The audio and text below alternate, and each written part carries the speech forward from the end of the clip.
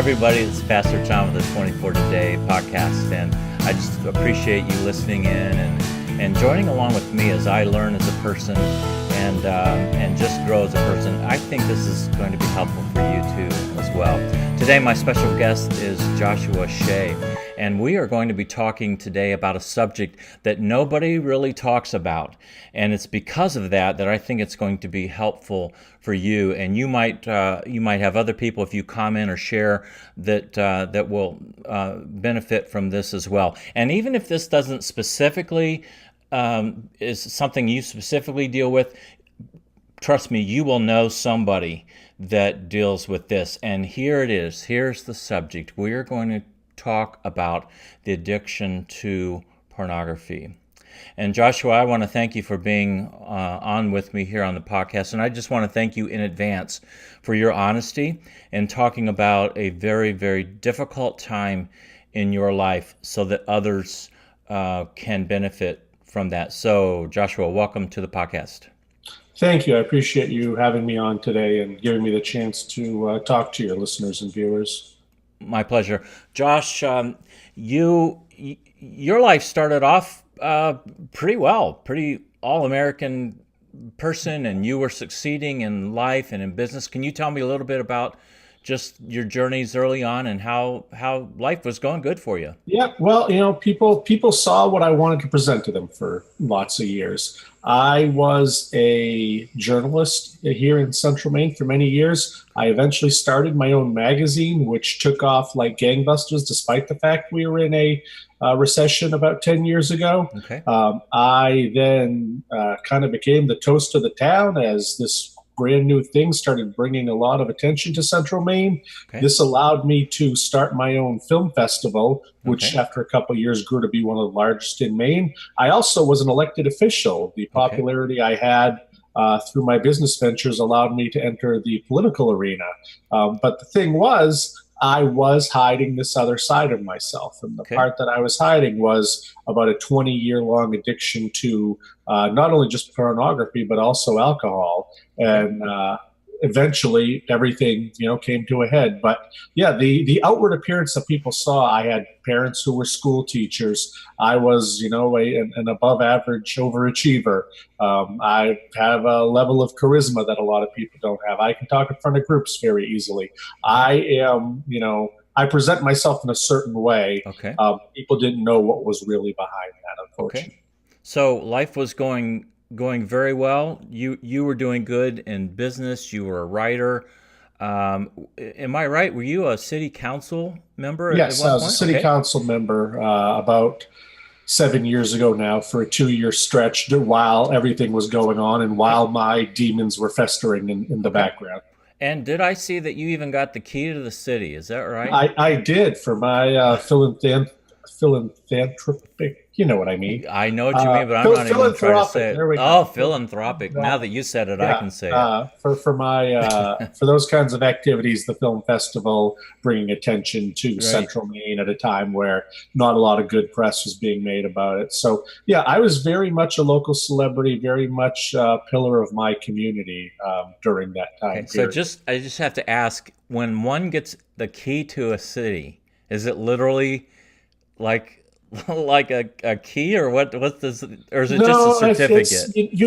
This is. I don't want to, downgrade it or all, but those decorative large keys that you put at your front door, right. You hang your other keys on. Okay. It's kind of like that, except with the little hooks. It looks like it's about $15 from one of your lesser engraving shops, but it was a great gesture. Sure. My entire time that I was on the city council, only 2 people got it. I was very touched at the time. Right now, it's sitting in a garage, my garage, in some box, because I kind of look at all the awards and accolades that I got during that time as part of the fuel that drove me over the edge. Sure. So while I appreciate it, and my wife has convinced me not to throw away those awards because I may want them at some point, I haven't looked at my key to the city in years.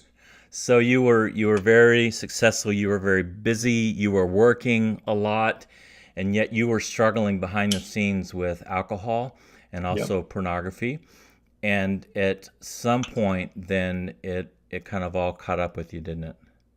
Yeah, I'm not a very good business person. I can say that right up front. I'm a very good writer. I'm a very good editor. I'm okay at running a team. But when it comes to handling the money aspects of a business, I'm not very good at it now. Perhaps to my benefit, perhaps against it.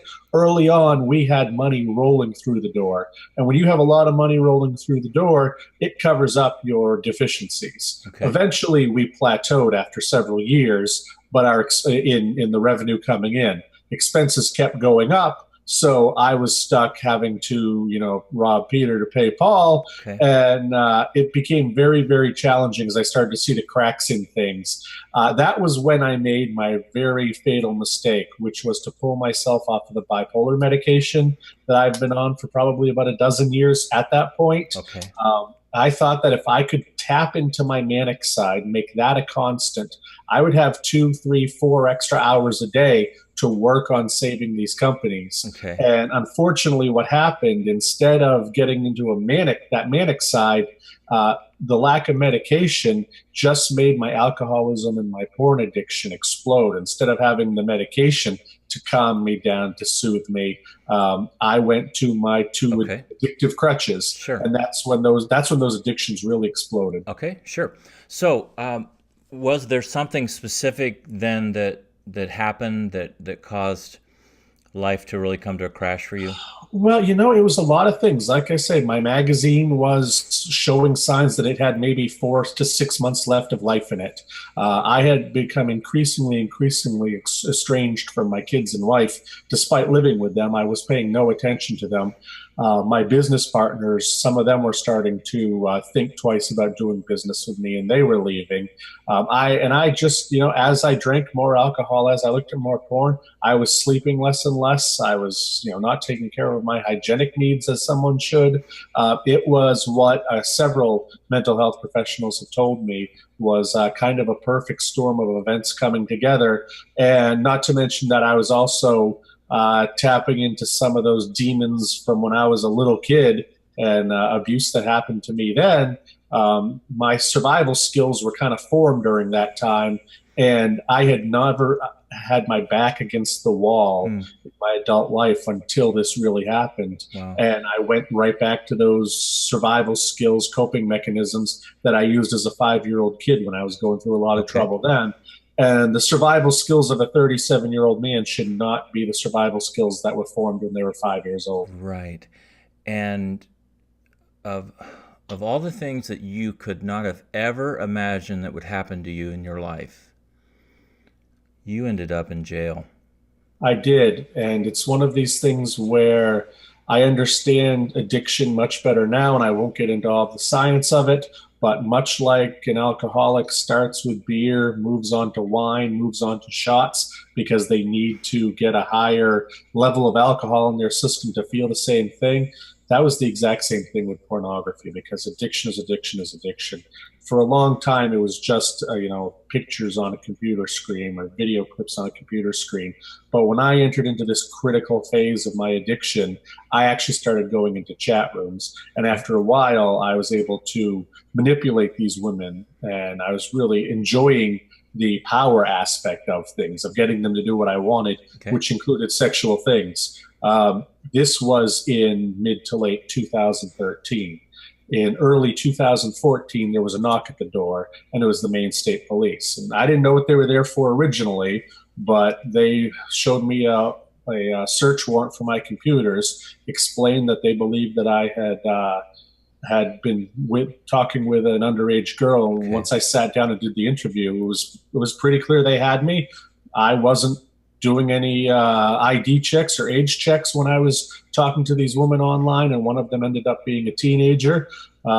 We struck a deal, so I got 6 months in jail for that. And I was sentenced to 9. I served 6. Absolutely leveled my life, because, as I mentioned, being a local celebrity, being a pillar of the community, this was the top story in main media for several days. You turn on the 6 o'clock news, that's what it was. You pick up the newspaper, across 6 columns at the top for several days. It's the story about me and this happening because I was that well known. Josh, I just can't imagine the shame that you felt and the heartache and the conversations that you had to have with your wife and then sitting in jail. I mean, can you talk about some of that? Well, yeah. When I was arrested, I was brought to the county jail, and I called my wife and said, "Hey, I have been talking to women online. It turns out that one of them was not yet 18. I need you to come bail me out." My bail was only $500, thankfully, and she could just go get that out of the ATM. So when she picked me up, and I was only in jail for about an hour and a half at that point, I got into our Jeep and she said, "I just have one question for you. Tell me it wasn't a little kid." And I said, "No, it wasn't. It was a teenage girl, and I didn't know she was a teenager at the time." And she's, "Okay, well, you have been going through a very rough time for a very long time, and it's time to get you some help." So, basically the next day I went and saw my lawyer for the first time with my wife and my father there.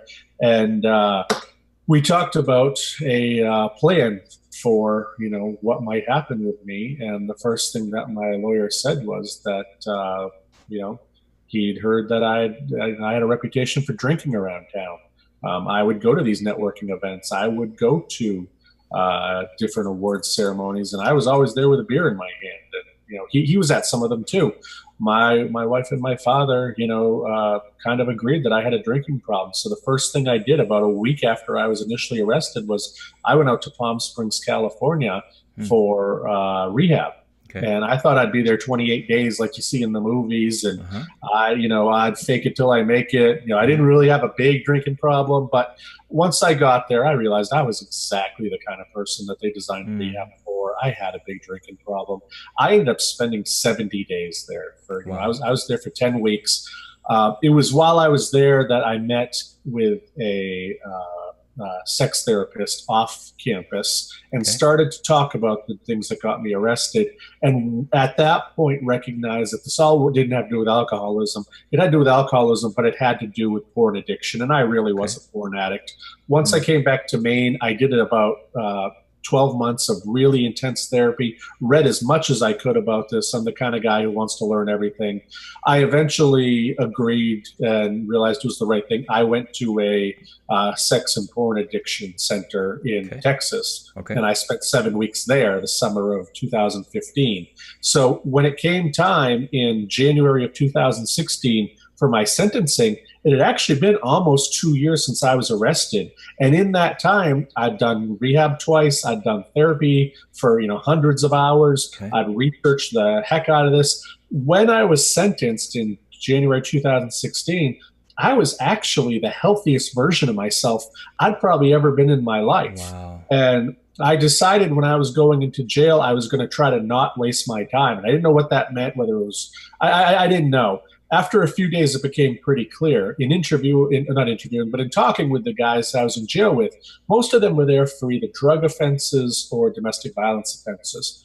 I would guess half of them also had porn or sex issues. And they started to open up to me after a few days. And it was fascinating that these guys were more ashamed of their sexual issues or their pornography issues than they were about any drug bust or about any time slapping their girlfriend around.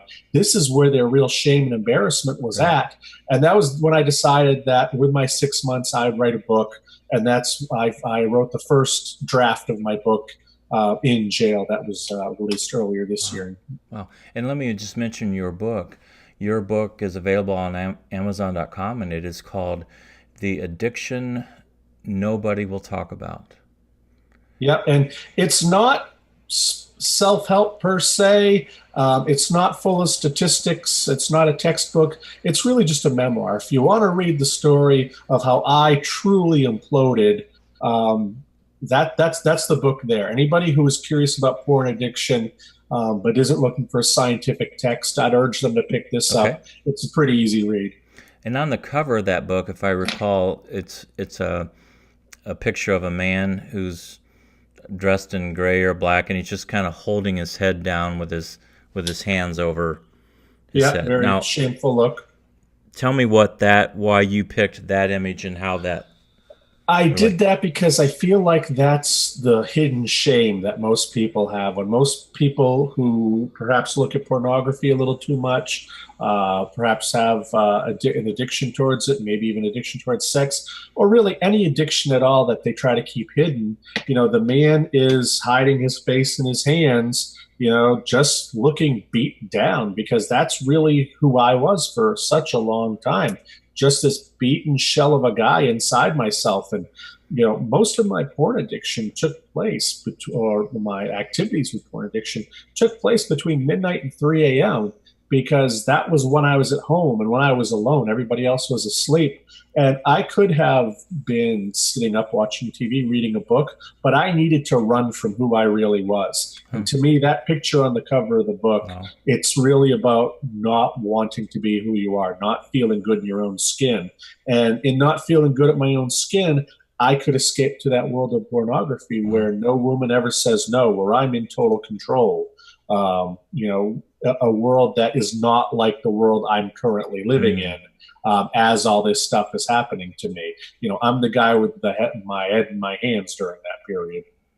And one of the scariest stats that I've seen recently is that 33% of men under 35 years old, so that's 33% of 18 to 35-year-old men, feel like they have a problem with pornography.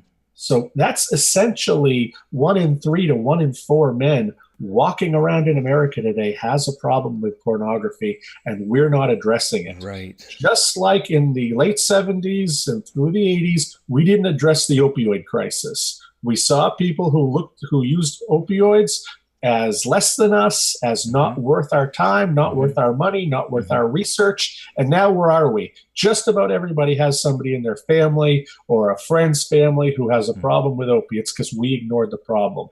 Now, you tell me, what's the world going to look like when 1 out of 3 men under 50 are a porn addict, and then under 60? Right. These statistics are going to explode in the next 20 to 30 years. And one of the things I'm really trying with my education when I talk to groups and whatnot is that this is going to be the next great healthcare crisis unless we start talking about it. But what we need to do is have the educational component, because I believe just having that will reduce this on the road and on the trajectory it's headed. And Josh, the sad thing to me is if 1 out of 3 men are struggling, that also means that many people have an issue that they feel they can't talk about. They feel that they can't get help. They feel they can't open up. They feel they can't just talk to hardly anybody, even many times even their best friends, about this issue because of the shame that's involved. And I'm a pastor, so I know that the church tends to be as bad as any other organization on earth when it comes to sometimes judging, and when it comes to judging someone with this issue. And so even in the church, people don't feel like they can open up and talk. That's absolutely true. And statistics show, specifically in Christian denominations and very much in the LDS community, that numbers are actually higher than the secular community, and that they're afraid to come out because of the extra additional religious shame and embarrassment that they're going to feel, because they feel like they are held to a higher standard than someone in the secular world is. Right. So if we encounter, for instance, someone who has a problem with alcohol, we feel we feel sorry and compassionate for them, and we put our arms around them and we say, how can we help? Or a problem with some other kind of drug or some kind of other kind of issue, but if it's pornography, then we immediately get this, that's a totally evil person. And they are the worst. It's a moral failing, because it's one of those things where it's just, oh, nope, not going to talk about it.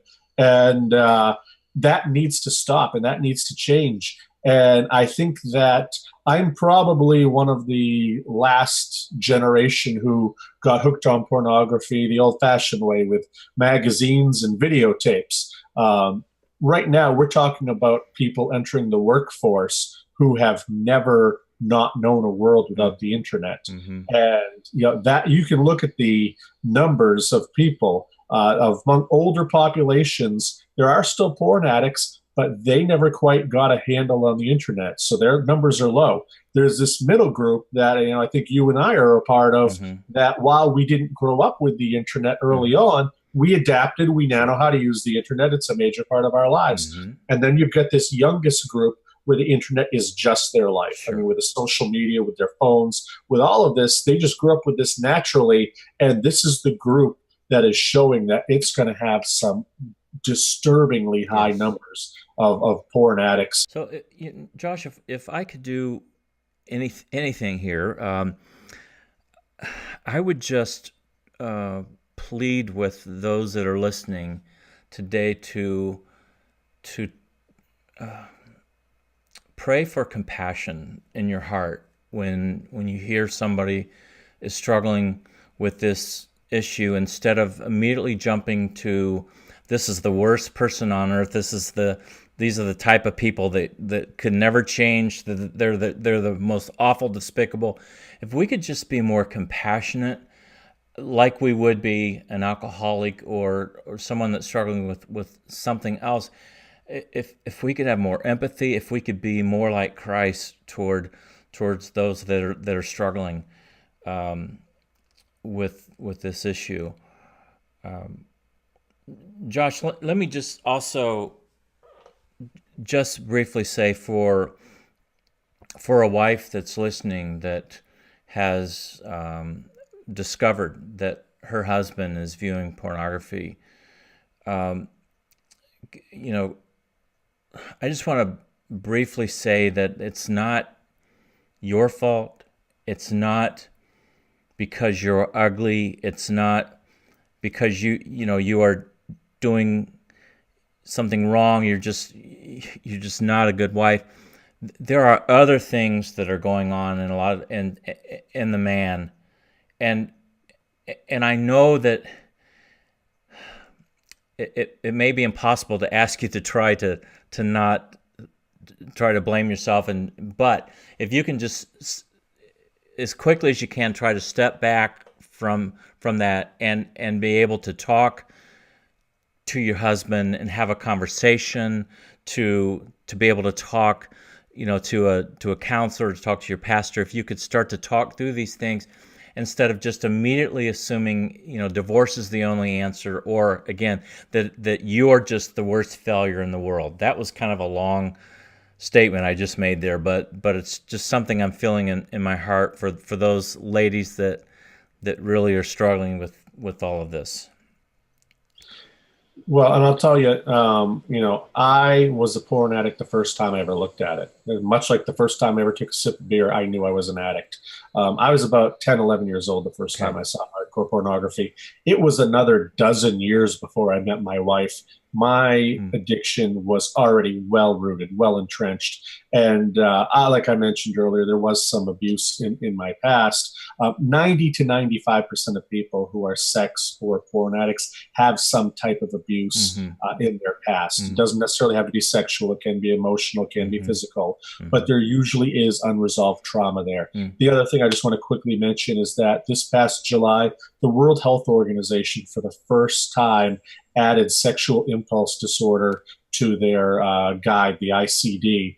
And that basically now says that sex addiction, porn addiction are real things. It's as much of a sickness as alcoholism. It's as much of a sickness as drug addiction. And like you said, for the wives, for the girlfriends, for the partners, I know, you may be blamed for it from the addict. They may point the finger at you, but the truth is you actually have very little, if anything, to do with their addiction.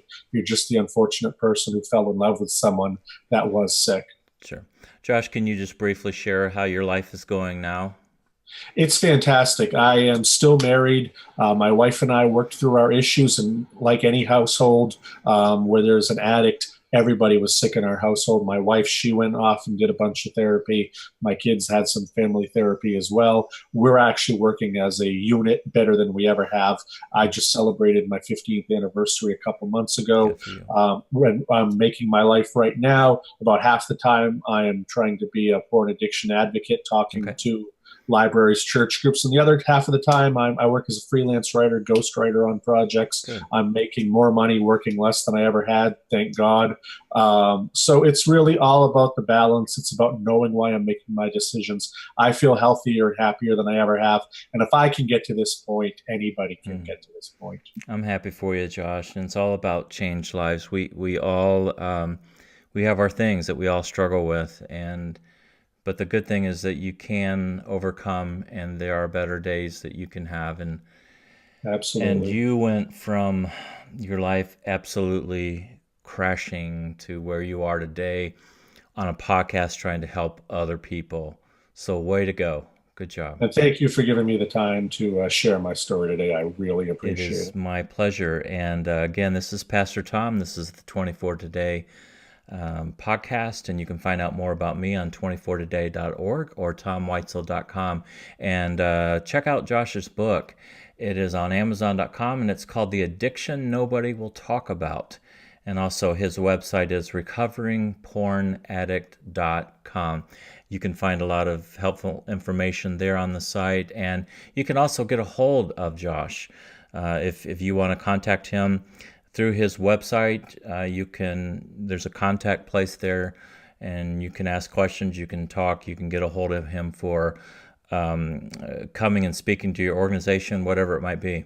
So Josh, thank you again for taking your time and being with us and helping people just to learn more about either about themselves or people that in their life that they love and want to help. And just a reminder to you all, again, I hope you listen again next time, and remember that there's still time left in this 24-hour period to live life today.